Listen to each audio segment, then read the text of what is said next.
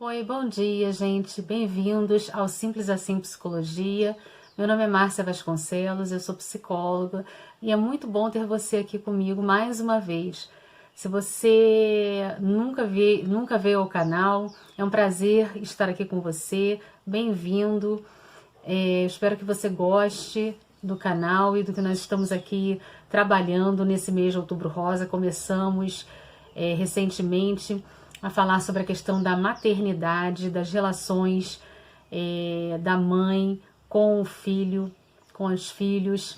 E foi um tema assim que eu recebi já bastante retorno e muita gente me procurando e falando que fez a tarefa da linha do tempo e muito bacana. Se você não viu o primeiro vídeo, dá uma pausa agora, dá um pulinho lá para acessar. É um vídeo que assim foi introdutório e que a gente começou a falar um pouquinho sobre a questão da maternagem, da função materna, e nós vamos hoje estar dando uma espécie de sequência, tá bom? Se você ainda não é inscrito no canal, aproveita agora também, se inscreve, compartilha, curte, divulga para que outras pessoas tenham acesso à psicologia de uma maneira um pouco mais simples, mais direta, mais leve, para que ela seja mais acessível. Hoje nós vamos estar falando um pouco de um tema relacionado também à maternagem, à relação mãe-bebê, a relação da mãe com a criança, e que se chama em terapia sistêmica, terapia familiar sistêmica, duplo vínculo, dupla mensagem. É muito importante a gente conhecer um pouco sobre isso, porque não acontece somente na relação mãe-bebê. Acontece em todos os relacionamentos duais, relacionamentos duplos, onde não existe a figura de um terceiro. Então acontece muito mais do que nós imaginamos. E antes de nós entrarmos nesse tema propriamente dito, eu vou falar um pouquinho sobre a diferença, brevemente, entre personalidade, temperamento e caráter.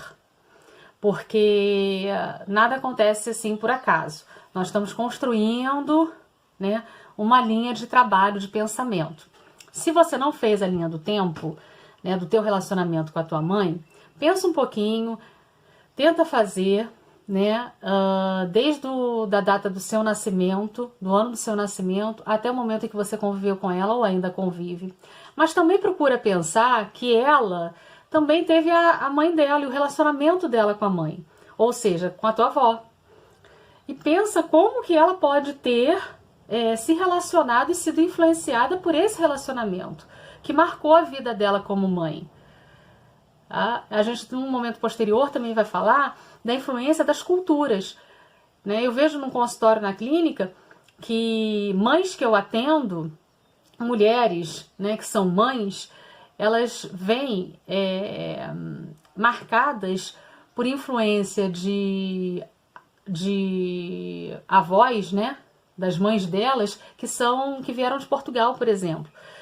E a cultura portuguesa, ela tem uma especificidade muito grande, ela é muito diferente, né, e ela é muito rígida. Então, as criações, as culturas, isso tudo influencia muito, tá ok? Então, a gente tem que também levar muito em conta a estrutura de criação, né, das nossas avós, das nossas mães. E quem eram as nossas avós? Como que elas criaram as nossas mães? Né? E por que, de repente, isso justifica como as nossas mães nos criaram. Ok? Então, dentro da linha do tempo, pensa sobre isso também. Tá bom? Então, vamos lá. Vamos começar aí o nosso primeiro ponto do vídeo, que é personalidade, temperamento e caráter.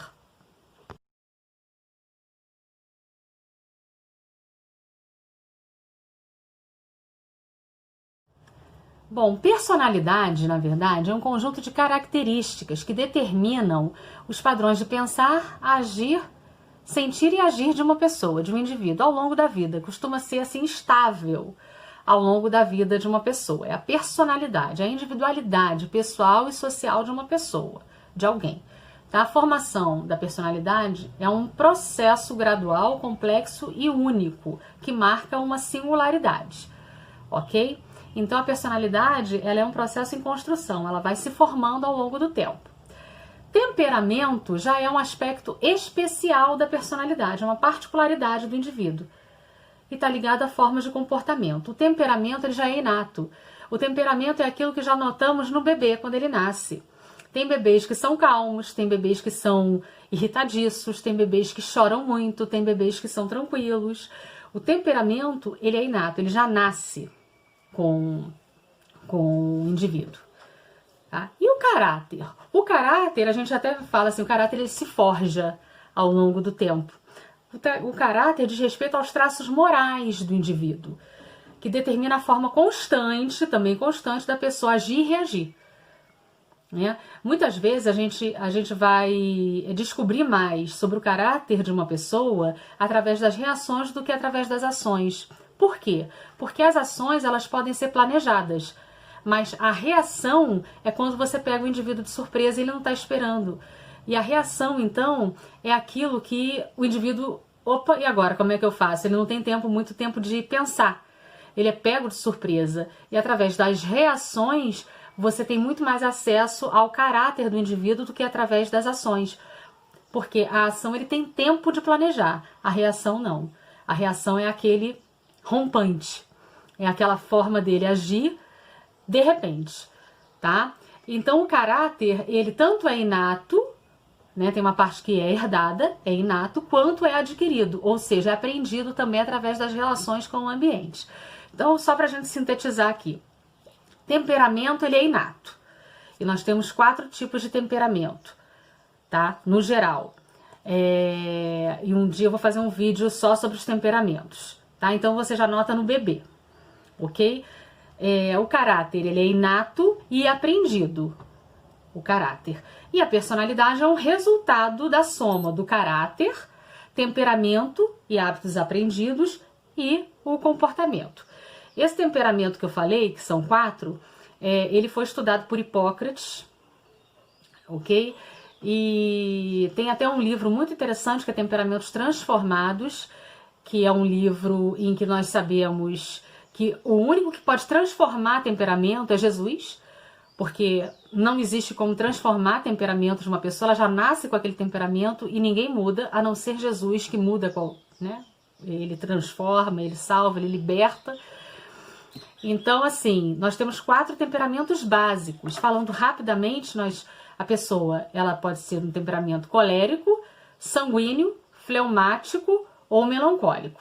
E isso já predispõe, né, aquela pessoinha, aquele ser, né, a uma série de circunstâncias. Tanto que nós vemos isso muito claramente com os gêmeos, né? Os gêmeos, eles estão ao mesmo tempo, literalmente ao mesmo tempo, passando por situações simultâneas, com a mesma mãe, né? Mamando no mesmo peito ali, um de um lado, outro do outro. É o mesmo ambiente, a mesma ambiência, são os mesmos momentos, as mesmas crises financeiras, situação cultural.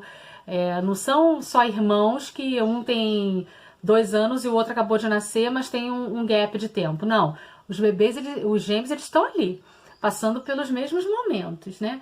Mas cada um reage de uma forma. Por quê? Porque os temperamentos são diferentes, ok? Bem, eu resolvi trazer essa teoria do duplo vínculo para vocês hoje, para a gente conversar um pouquinho, porque ela é uma teoria que eu acho muito interessante e me chama muito a atenção nesses relacionamentos da mãe com o bebê. Com a criança, na verdade, de um modo geral, da mãe com a criança. Né? O Bateson, ela é uma teoria que surgiu através de um antropólogo, Bateson, que estudou a esquizofrenia a partir do vínculo, né, das relações familiares. E formulou o conceito, então, de duplo vínculo. Tá? Então, a teoria do duplo vínculo ela é precursora, ela é anterior ao surgimento das escolas de terapia de família. E na terapia de família nós temos 2 vertentes. Nós temos a vertente sistêmica e a vertente psicanalítica. Nesse caso, algumas disciplinas elas se destacam na vertente sistêmica. A biologia, a antropologia, a sociologia, a informática, a teoria geral dos sistemas. E dessas teorias todas que eu falei aí, surgiram algumas teorias importantes. A teoria do vínculo, do duplo vínculo, a teoria da comunicação e a teoria dos sistemas. A partir dessas teorias, né, nasceram as escolas de terapia de família. Que não é o objetivo desse vídeo falar sobre isso, ok? As principais características das relações familiares que têm propensão a serem relações duplo vinculadas, isso que é importante a gente marcar aqui, é a seguinte: duas pessoas são emocionalmente envolvidas, muito envolvidas, que é a relação dual. Então a gente vai pensar já na mãe com a criança. Um vínculo dual, duplo, muito forte emocionalmente. Essa é uma característica. A outra característica é que uma dessas pessoas é dependente da outra, que no caso seria o quê? A criança em relação à mãe. É dependente, tá? Outra característica é a seguinte: a pessoa que tem ascensão emocional, né, sobre a outra, passa a enviar mensagem paradoxal à outra com frequência. Então, no caso, a mãe, que tem ascensão emocional sobre a criança, passa a enviar mensagem paradoxal. Eu vou explicar já o que é mensagem paradoxal. A outra característica é que não existe um terceiro, não existe uma terceira pessoa para explicar, para poder desmistificar essa contradição dessa mensagem paradoxal. Então, a criança que é a vítima, né, a pessoa que é dependente, eu tô falando criança aqui, mas pode ser qualquer idade, tá? Não existe um terceiro, uma pessoa que possa ajudar. Aqui, no caso, não existe um pai, um tio, um padrasto, uma terceira pessoa, um terapeuta. Não existe alguém que possa dizer para essa criança, explicar essa mensagem paradoxal. É um paradoxo, é uma mensagem contraditória. Eu já vou te explicar o que é. Que possa discernir o paradoxo. Então a criança, ela recebe uma mensagem contraditória. E a criança, então, o que acontece? Quinto, a criança ela passa a acreditar que ela própria está confusa, que ela está louca. Porque ela não consegue discernir entre duas mensagens contraditórias, ela tem que acreditar em uma. Então a mãe, ela passa mensagens com frequência contraditórias para essa criança. E ela, a criança, ela fica sozinha com essa mãe, né? E ela não sabe o que fazer. O que é a mensagem paradoxal?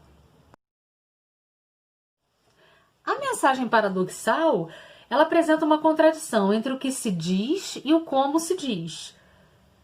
Entre o conteúdo e a forma.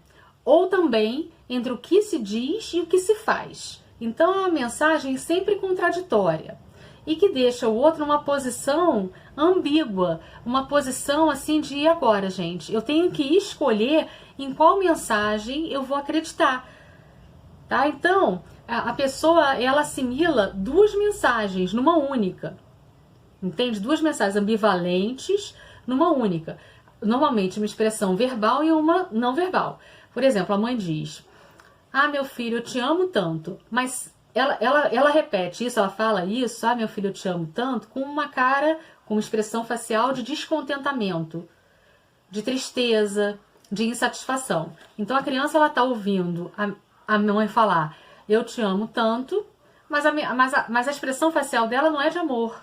A expressão facial dela é de descontentamento. E não existe um terceiro que possa dizer, possa mediar para essa criança e explicar: olha meu bem, a mamãe te ama sim, só que ela tá passando por um monte de problema, não é com você.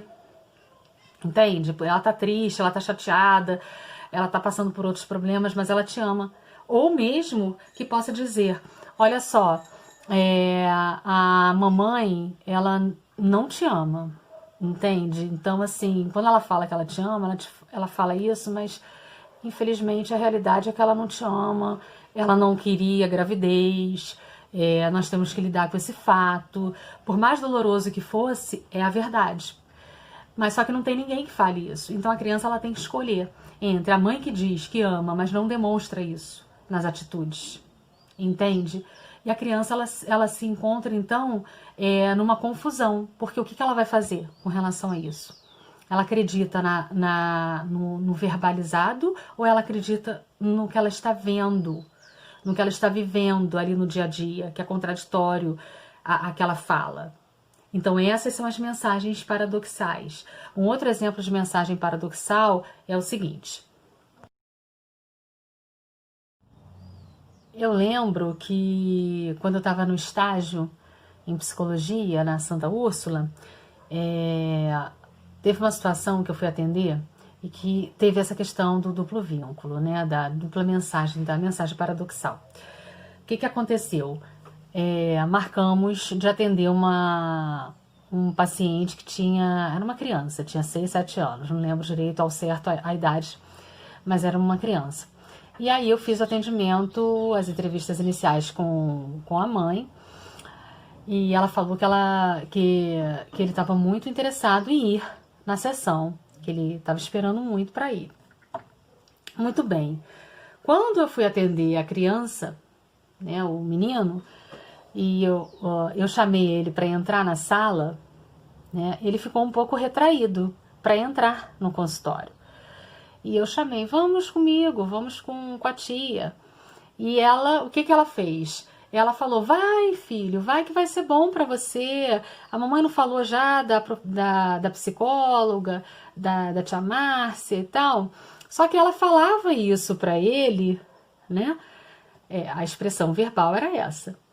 E enquanto ela falava isso, ela segurava ele pelo ombro. Então, ela falava para ele ir, mas ela mantinha ele assim, preso pelo ombro. Então, ele ficava em pé numa posição tipo, eu vou ou não vou? O que minha mãe está querendo? Porque ela está me dando uma verbalização para eu ir. Ela está dizendo para eu ir, mas ao mesmo tempo ela está me travando para eu não ir. Ele não sabia o que fazer. Então, isso é um duplo vínculo. O que acontece?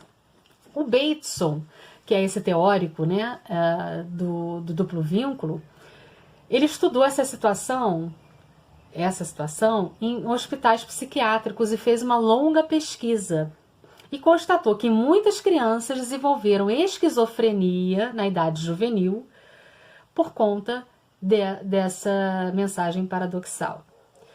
Então, Bateson denominou esse tipo de mãe esquizofrenogênica, que então a causa da esquizofrenia desses jovens era por conta desse vínculo, dessas mensagens paradoxais, né?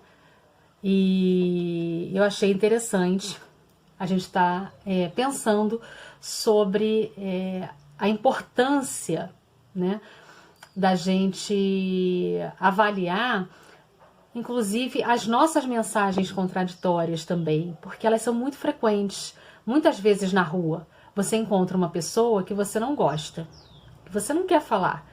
E aí o que você faz? Nós somos muito treinados, nós somos muito adestrados socialmente, né, até por comportamentos sociais, a gente para e fala, ô fulano, tá tudo bem? Há quanto tempo que eu não te vejo? Né? Mas você está passando através dos seus gestos, dos seus comportamentos não verbais, o que você está dizendo, o que você está expressando verbalmente é uma coisa, mas não verbalmente você está passando uma outra mensagem. Isso tudo é mensagem paradoxal. Então, nós somos vítimas de mensagens paradoxais e nós passamos mensagens paradoxais o tempo todo, né? E isso é enlouquecedor, porque isso confunde muito as pessoas. Nós fazemos isso o tempo inteiro, não só com os filhos. Não estou falando, eu peguei esse exemplo para falar sobre isso, né? Em relação à questão da esquizofrenia propriamente dito, para vocês ficarem mais aliviados, eu tenho alguns dados aqui. Nós sabemos já, por estudos, inclusive recentes, né, da Universidade de Harvard, que a esquizofrenia, que aparece no final da adolescência e no início da vida adulta, ela está relacionada a fatores genéticos. Então, assim, existe a propensão, né? Não é assim... Até lembro de uma professora minha que falava assim, enlouquecer não é para qualquer um. A pessoa tem que poder, né?